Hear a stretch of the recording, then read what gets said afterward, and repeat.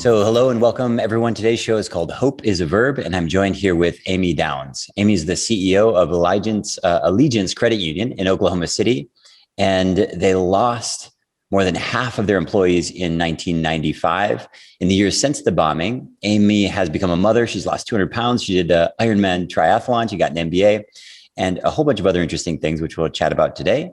And not the least of which is her new book, which is Hope is a Verb. It's available on Amazon and from her site, which we'll link up to here in the show notes. Amy, welcome to the show. Oh, thank you so much for having me. I am thrilled to be here. So there's so many things that have happened since 1995. I was a teenager at the time, and I certainly remember it in the news. And I guess, it seems like hard things happen a lot. And so the Oklahoma City bombing has kind of gotten pushed into the recesses of most people's memory. And in many ways, it got overshadowed by 9/11, I suppose.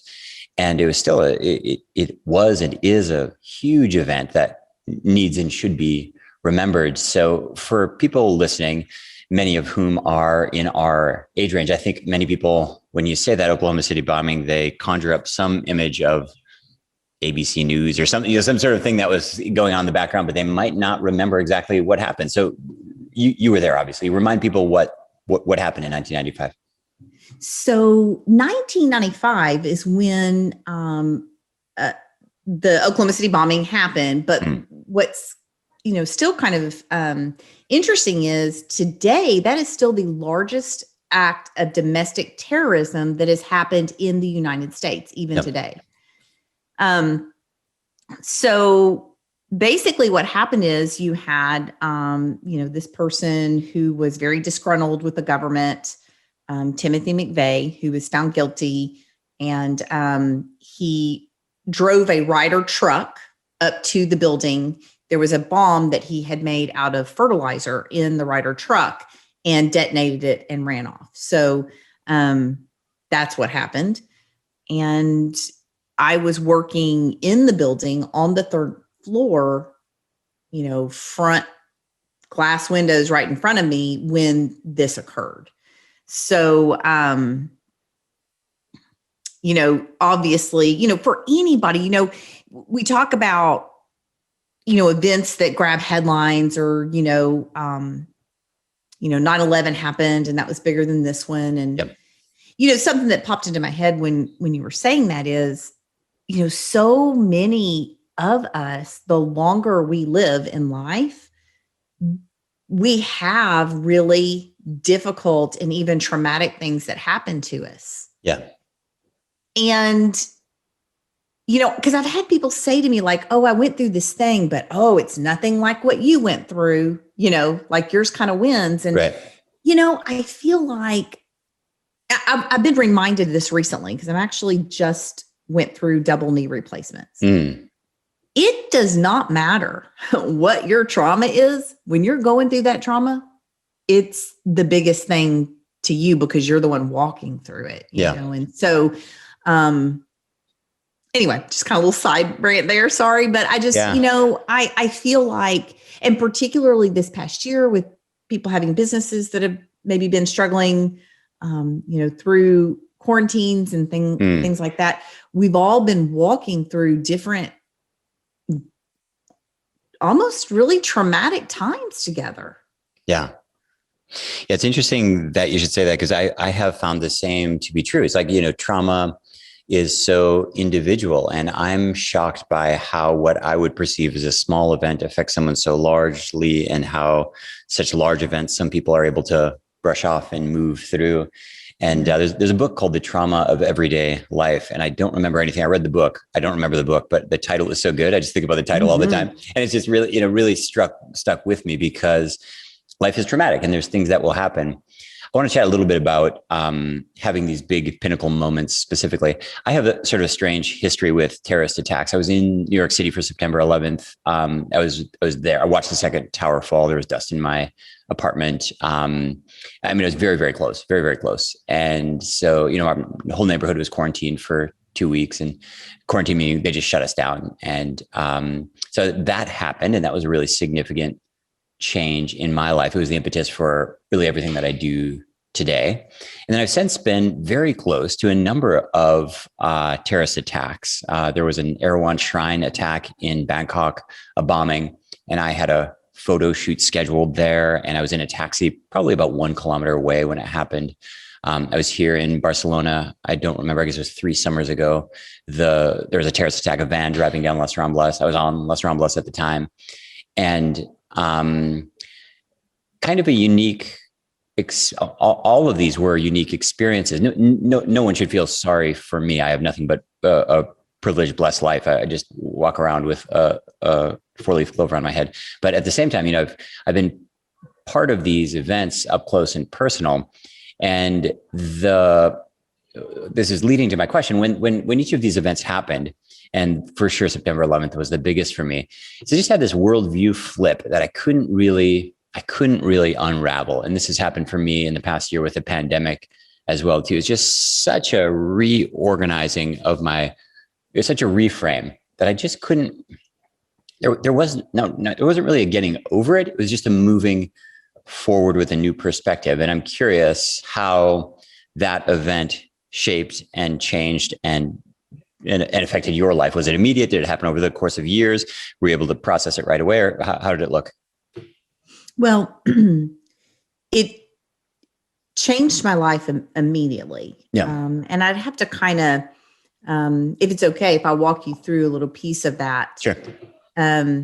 So when the bomb went off, I did not lose consciousness. So I remember, hearing the roaring, the screaming, feeling the falling 3 floors, and knowing that I was trapped and I couldn't move, and I couldn't go anywhere.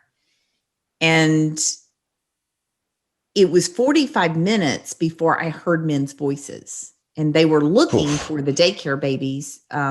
Wow. And I heard them say this. I heard them say, the daycare babies are in this area. I was kind of confused by that because I worked on the 3rd floor and the daycare was on the 2nd floor. So I didn't know that we were all at the bottom of what once was this 9-story building. Well, I started screaming, when I heard their voices, and this man said, I hear you, child. How old are you? And I remember I wanted to yell like 2 because I was afraid he wasn't going to come get me. Wow. But he said, I said, I'm sorry, I'm 28. So he says, that's okay. And so here's the deal. He said, I got to keep talking to you. We can't see you. I have to follow the sound of your voice. Well, in talking, he tells me that there's been a bomb. At that point, my perspective, my worldview was a bomb was something like that happened in World War II. Yeah. Because my father fought in World War II. So I thought our entire city had been bombed at first. I didn't understand. Wow. Sure. Because if you think about it, you're talking about, being privileged. Okay, here we are, in Oklahoma City, heartland of America. Couldn't be safer. Yeah. Couldn't be safer. I did not even know what a car bomb was. That's something that happened in other countries. That does not happen here. Sure. And so that perspective flipped immediately because all of a sudden things I saw in the news that I attributed to, that only happens in another country, that only happens somewhere else. I now realize there's no such thing. Like it could happen to you, when you see things. So that was one thing. Well, once they got near me, I found out later I was still in my chair. I was upside down, buried under 10 feet of rubble. Oof. So my right hand was still was kind of sticking out the side of this rubble pile. So as the men got near me, they found my hand. And I thought they were going to, I felt someone grab my hand. So I thought it was going to be 1, 2, 3, let me pull you up and out. So I'm thinking I'm getting ready to be rescued. Well, they find my hand, and then I hear other men's voices, and they're yelling, there's another bomb. There's another bomb. Let's go. Let's go. There's another bomb. And they're yelling for everyone to evacuate. Wow. And so at this point, I've now been made to understand that this bomb wasn't out of an airplane. It was literally just my building. Now there's another one. Wow. And they have to leave. So I tell my rescuers, tell my family, I love them, tell them my name, and they leave. So for the next 45 minutes, I have what a lot of people refer to as life flashing before your eyes. And that was, really literally choices and how I've spent my life, and everything just comes flooding to me. And I couldn't do anything. I could not move. I could barely breathe. Yeah. If I opened my eyes or closed my eyes, it was pitch black. So there was nothing that I could do. And I laid there just filled with all this regret for a life unlived. And what changed things for me, and it just sort of happened, it wasn't like I thought it out intentionally, but a song popped into my head. And so what I did was the only thing I could do, which was focus on singing a song. And that changed my state. That changed. I went from being just traumatized, filled with regret, just scared to death, to at peace once I was able to do that. But that moment, those 45 minutes of really having my life just stare me in the face, changed me forever. As I'm sure probably you seeing that tower fall changed your perspective forever and changed you in a lot of ways. This was my wake up call. This changed me. And I'd like to say they pulled me out, rescued me, cue the Rocky music. I went running out of the building to change my life. It was a long process. It didn't happen immediately, but that is the moment. That is the thing that changed me. Yeah. And when they came back, they had to work for 6.5 hours to get me out. Whoa. And they kept having to talk about amputating my leg to get everybody out safely. So I'm very thankful to have my legs intact. And, these men risked their lives to get me out. When they counted to 3 to pull me out of the rubble after this long rescue effort, and they pulled me out, when I looked around, my thought was, this is not real. It looked like something you would see in the news, again, in another country, not here. Sure. Like it was something that I just couldn't even believe my own eyes. And they put me on the back of a gurney, took me out of the back of the federal building. And I remember taking that first breath of fresh air and promising that I'll never live my life the same. And so that event, surviving that, has changed my life and completely. I'm jealous that you had that foresight. When September 11th happened, I watched the tower fall and I started drinking that moment. There was still a bar open downtown. I'm trying to remember where it was. I think it was on White Street or something like that. And, I went to this bar and I'm covered in dust. I have my shirt off, wrapped around my head, just covered in, it's weird dust, those little pieces of paper and stuff. It's so difficult to imagine Lower Manhattan so quiet like that and covered in this powder. And yes, it's like a gray ash. I don't know, but when I see bombing sites or things like that, it's all the same. I recognize that dust. Yeah. And so I go in this bar, there's probably 12 of us in the bar, and everybody's just in various states of shock and denial. Everybody's just drinking. And I mean, this is not a place you want to be. The air is toxic. We're in literally what looks like a war zone. But there was no one to kick us out or do anything. I mean, it was so early. And so for me, that really started what became a really downward spiral of drugs and alcohol abuse, which kind of came to a head probably 2.5 months later. But I mean, it started that day. It started that moment. It was 30 minutes after the second tower fell, midday, I'm drinking, and I'm just curious, did you have food issues or substance abuse? Did you get into that stuff heavier or did it just scare you straight away? Or how did you go back to the hospital / home? What was the impact of that for you? So my drug of choice was food. Mm-hmm. And my personal life was a mess for quite a few years. And I had turned more and more to food and had gained 200 pounds. So at the time of the bombing, I weighed 355 pounds. Okay. And after the bombing, I just, I continued to use food as a way to cope.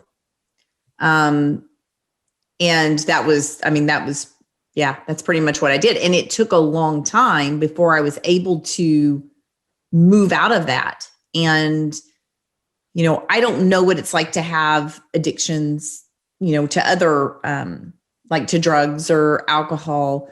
But I know for me, I am assuming I'm going to struggle to the day I die with my addiction. Yeah. Because I still struggle. And Sure. it's something I have to constantly keep that demon in check. I have to constantly, it's a war that I'm constantly in. Now, I don't mean to make that sound depressing. Like, I am thrilled to not weigh 355 pounds. I'm thrilled, to have all this, but I do have to work at it.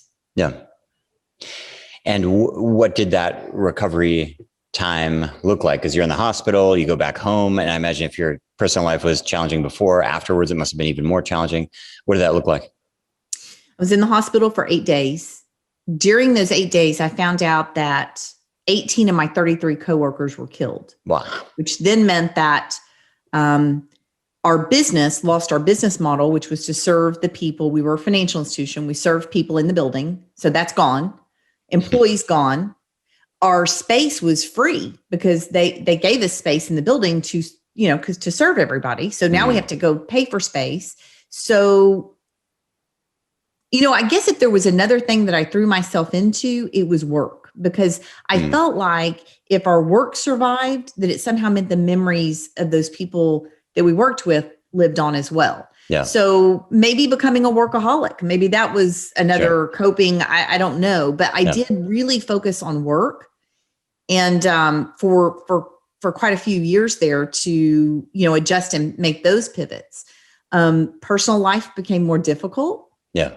Became more messy. And during the process of rebuilding the credit union, a couple of years after rebuilding the credit union, I had the thought that, I'm a rock star at work. Like, look at all the stuff we're doing at work. Why is my personal life such a mess? And why can't I translate this over to this other side of my life? I don't understand. Yeah. And that's kind of what began me thinking maybe I could get control of something. And the first thing I chose was to go back to school. It had bothered me that I'd flunked out of college. And by now I was hiring people with degrees. I mean, it bothered me. So the first thing I chose was to go back to school. And I think I chose that because I felt on some level that it was something I could accomplish. But yet it was still pretty overwhelming at my age at that point and everything. But that was the first thing that I did. And I made a list of the smallest steps to take that I could do, that I could get there. And when I got my degree, my confidence was just exploded, because it was like, wow, I actually did something. And so then I began to look at, my body and food and health and wellness, and knowing that was really the thing that I really needed to change. Yeah. And begin working on that. Why do you think it is that most people will do so much more for other people or for a job or definitely for a kid than we will for ourselves? It just seems like the human condition. What do you have any insight into why that is? I mean, you come out of something like this, most people, if you were to look at this logically, the logical thing to do, is quit and take care of yourself and go do something else. But you didn't do that. And a lot of people don't do that. A lot of us we're happier to help a stranger than we are to help ourselves. Why do you think that is? I really don't know. That is a great question. I don't know, but you're right. You're 100% right. We will do that all day long and put ourselves last. Yeah. And we have to intentionally, I know for me, I have to intentionally look at my day. Okay, what is really lining up with my goals? And how do I need to rearrange something or say no to something so that I'm staying true to myself? Another good book is the one by Bronnie Ware, which is the Regrets of the Dying. I don't know.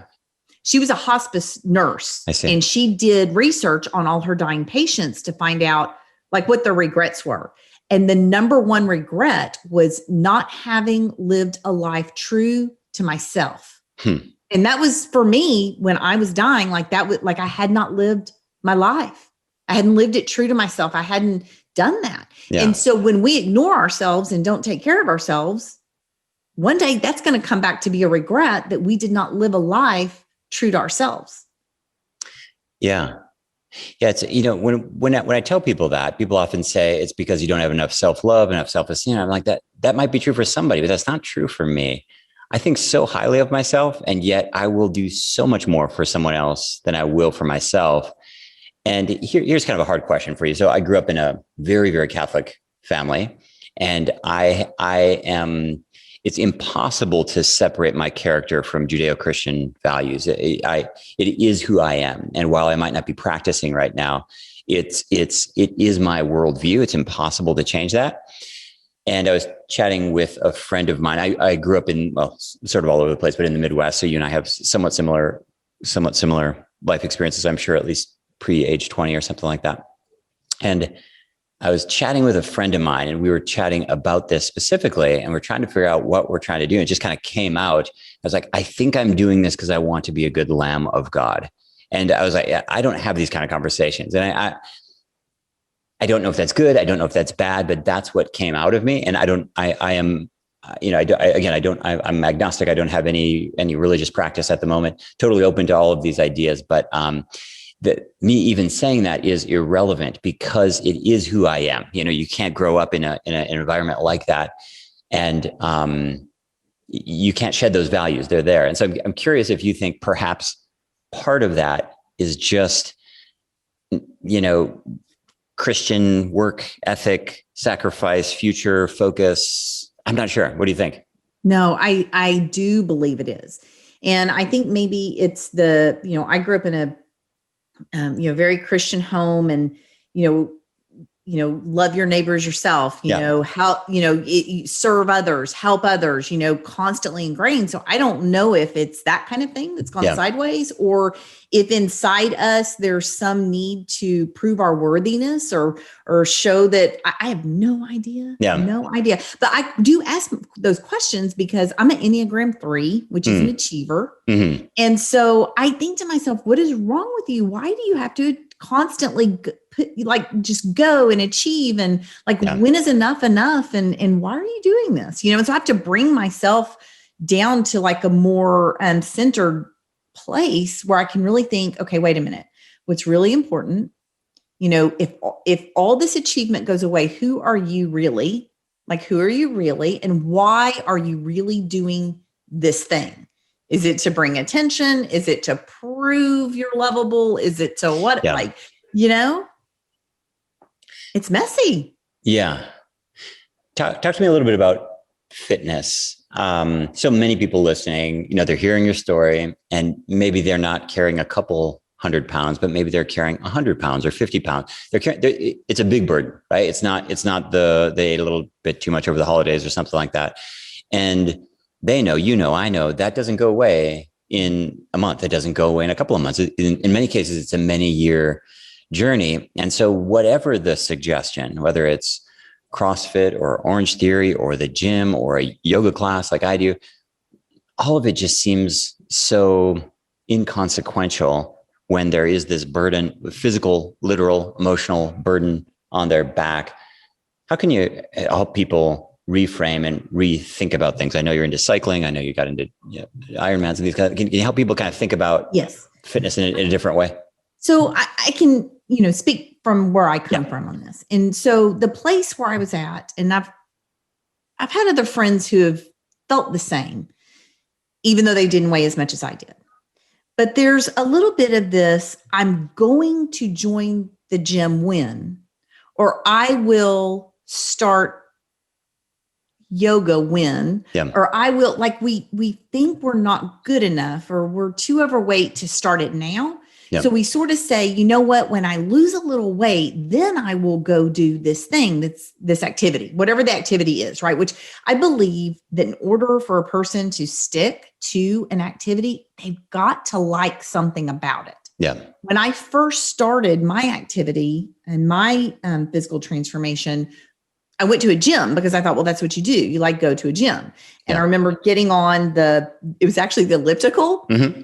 And I did it for 5 minutes and thought I was going to die. Yeah. And I was too embarrassed because I didn't want people to think I couldn't do it. So I acted like I couldn't figure out how to work the machine and like got off of it and went and walked on a treadmill. Sure. And that's not fun. That's not exciting. Yeah. Then I discovered riding a bicycle and I felt like a kid. And for me, that was my ticket because there was something I loved about it. Now there was still an element of discipline. There was still an element of some suffering or whatever, but it was something I could do that I found joy in. And so I think if you're somebody and you're trying to figure out like, how do I get fit? Like, what do I need to do? I think you first have to figure out what's something that you actually think you might like instead of just, well, I've got to go lift weights or I've got to go CrossFit or I got to, do you like weights? Do you like CrossFit? Yeah. The other thing is and again, speaking for me, because this may not fit everyone, but having community for me makes all the difference in the world. Yeah. Because if I go, like when I learned to swim and I wanted to become a triathlete, I am a back of the pack athlete. What that means, you guys, is I am so slow that they're usually about to tear down the finish line by the time I get there. Right. But I love doing it. Yeah. So I found a group that was very accepting and welcoming to new people who were back of the pack. Yeah. And I mean, I had athletes that are record holding athletes that would encourage me, and it meant everything. And so having a group of people around you that you can become friends with, that you can meet for whatever that activity is. Now all of a sudden you go from, I'm going to do this thing over here, this exercise that I'm dreading and I hate, to now it's actually part of your life. Like, I've got my yoga group and we know each other and we like each other. And so if you don't show up for, yoga or whatever, like somebody's calling you or texting you to make sure you're okay. Yeah. And it makes it harder for you to slip away and drop out because now this is part of who you are. It's part of your identity. It's part of your community. So I think you can't wait to get perfect before you go do it. Just go do it imperfect. Do it imperfect. And if it's a good group of people, they'll help you and they will love you for being imperfect and be so thrilled with you that you're there to try. Totally. I couldn't agree more. And, I've looked at all the research and all the research around long-term weight loss, all the effective stuff, which there's hardly any effective stuff, but all the effective stuff is community-based. There's nothing, you can do all the keto, paleo, that's fine, whatever you want to do. But like, if you have a group of friends, like that is the most effective program ever. When we say this though, right away, people say, yeah, but I'm introverted, I'm not social. That also doesn't matter because my experience has been as a studio owner, operator for all these years, the people who come in and don't talk to anyone, which is kind of like me, they also get the same effect. Like you can be who you are. If you're not social, you still have that social impact. And it's exactly what we just went back to is you'll work harder for someone else than you will for yourself. So put yourself in front of someone else. And when they say do more, you'll do more. You just will. This is why every athlete has a trainer. And oftentimes their trainers are old and falling apart. And it doesn't matter if your trainer says, can you do more? You just do more. You will never be your own best trainer. It's just impossible.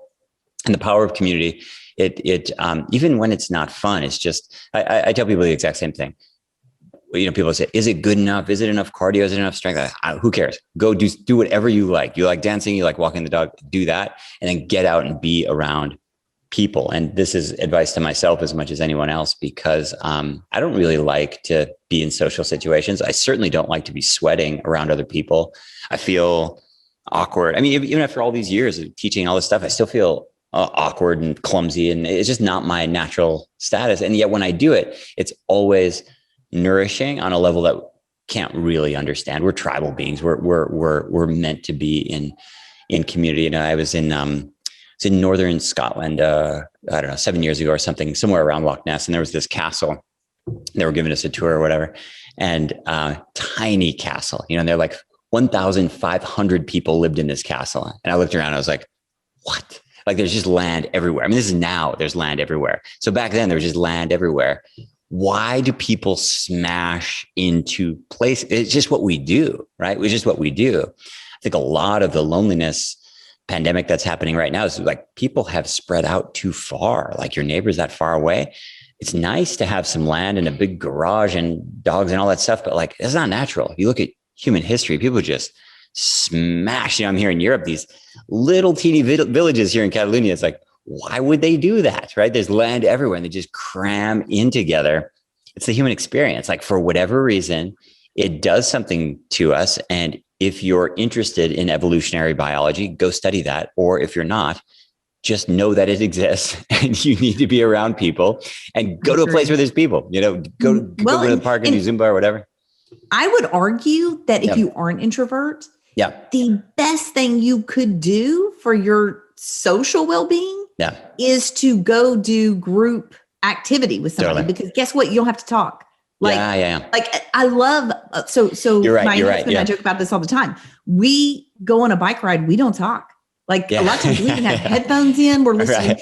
That's actually my, that's my Zen time. Like that's my, it's very spiritual. I'm quiet. I'm taking in the scenery. Like you're not chatting. You're not talking. So you show up to start this ride and you say all the hellos and highs and, take the selfies and then you go on your bike ride. And so for the next, 2 to 5 hours, you're not talking to anybody. Yeah. And then you end and you might go have lunch with people if you want to, or you go home. So it's actually, to me, as an introvert, and my husband's an introvert, it's great because he gets to be around people without having to be around people. If that makes sense. It's a great point. There's no pressure to talk. There's no pressure to whatever. You're there to do a thing. Yeah. And so you don't have to feel like you're, at a mixer where you're having to go up to people and go, so what do you do for a living? And, exactly. Make conversation, Exactly. Amy, it's a great conversation. Tell us about your book. Tell us about, who it's for and how people can connect with you. Oh, so I wrote this book. It's called Hope is a Verb. And that is because the idea of hope is that you have this picture of a better and brighter future for yourself, but that you actually play a role in making that happen. And so hope is really having a goal and having a pathway or an agency to get to that goal. And so, a lot of times we might have a goal, but we really don't have agency over the pathway to get there. So that's not that. This is having a goal of, I want use, for example, I want to, this is me, I'm actually speaking about a real goal I have right now. I want to learn yoga. I want to be able to do yoga that my body can do. I'm 54 years old. I just had double knee replacement. So I have issues. Yeah. Okay. All right. So that's the goal, right? So then what you do is you take the smallest steps that you could do right now today, so easy, you won't procrastinate it, and you write those down.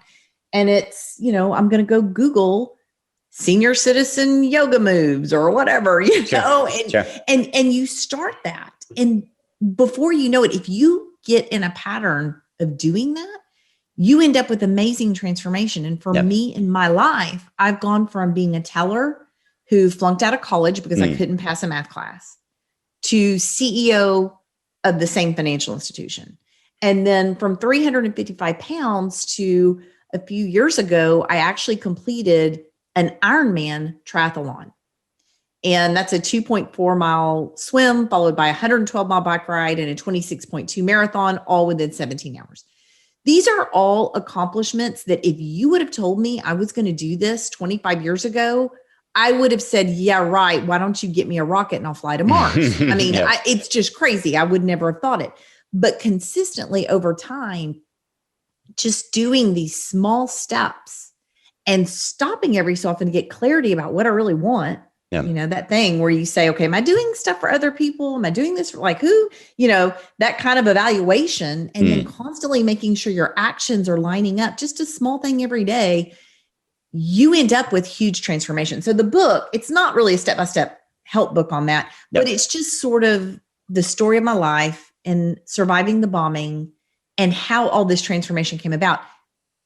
And I wrote it hoping that that person who's going through difficulties or whatever could see that, you know what, there is life on the other side of trauma, and you can go on to overcome and have a wonderful life, even though at times our life is really messy and we feel like it's never going to be great again. We can, but we do have to play a role in helping ourselves get there. Amy, thanks so much for coming on the show. Where should we send people? Your website, social media, all of the above? Tell people where to connect with you.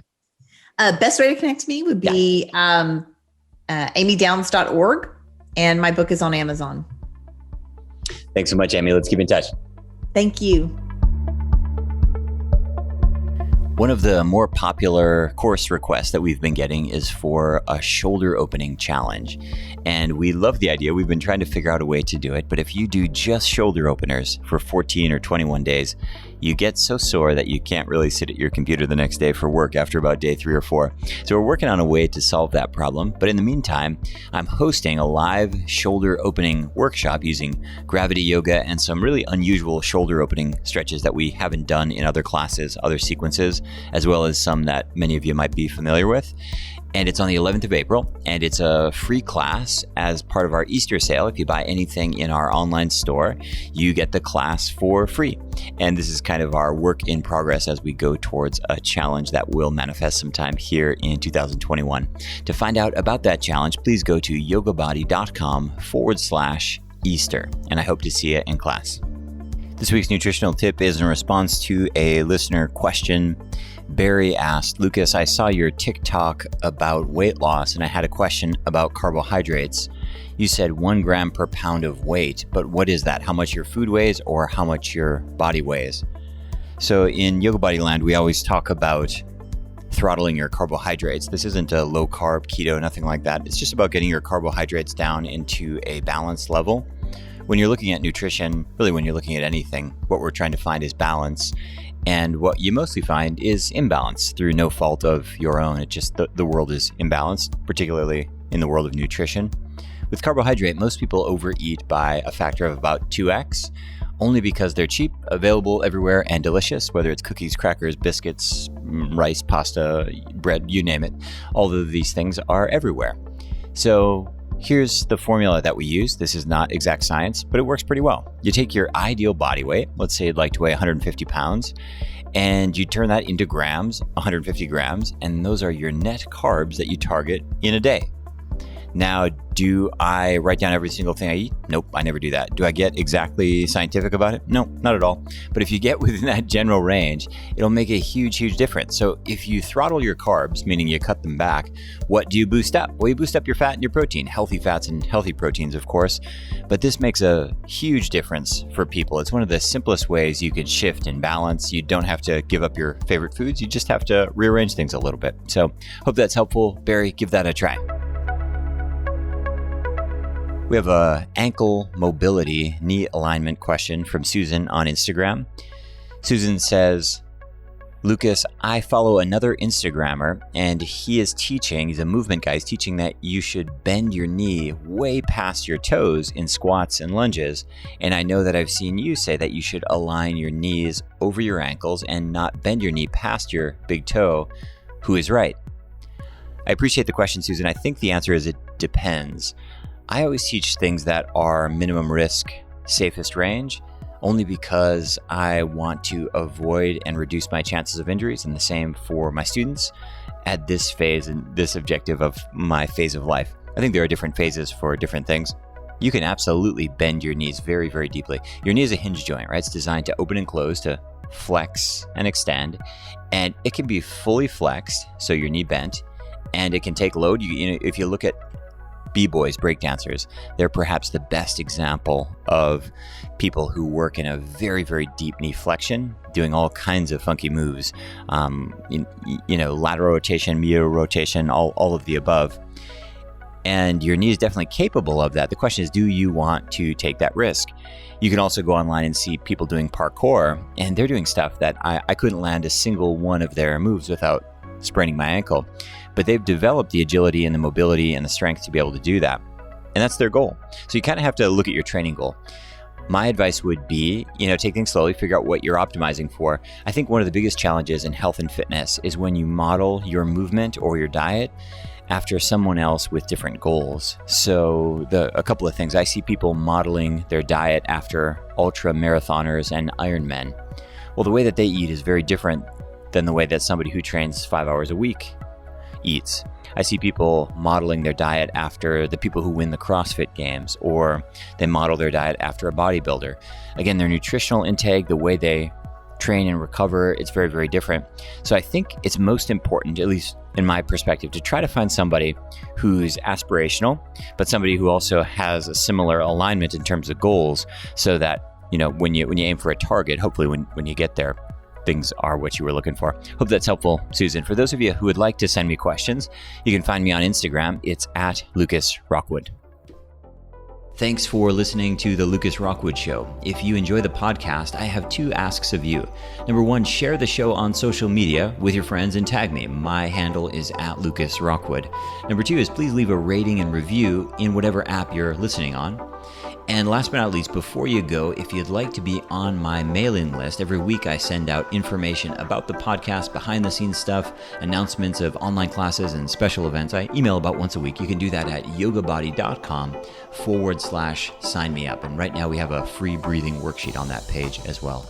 It's yogabody.com/sign me up. Thanks so much for listening, and we'll see you next week.